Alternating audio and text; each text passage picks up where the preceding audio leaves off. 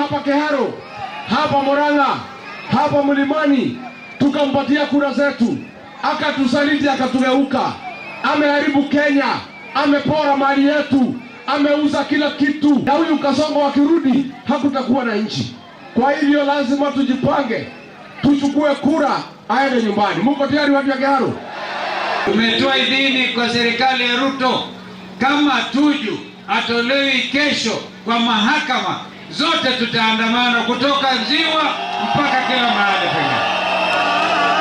Wangapi wako tayari kuandamana? Kwa sababu Tuju alikuwa waziri wa Uhuru Kenyatta, analeta affordable housing, analeta SHA, anaharibu masomo ya watoto, na tukisema hivi amekasirika. Kwa hivyo lazima Kenya ijue ni nchi yenye uwazi. Haiwezi tena kwamba unaweza ukamnyamazisha mwananchi wa Kenya kutosema yale anajua anataka kufanya kikatiba. Sisi hatutashiriki kwa siasa ya matusi. Unaweza tutusi vile unataka, lakini kile hatutakubali, hayo matusi sasa yamekuja kuwa vitisho. Ametoka kwa matusi, ameingia kwa vitisho. There is where we draw the line, Bwana Ruto.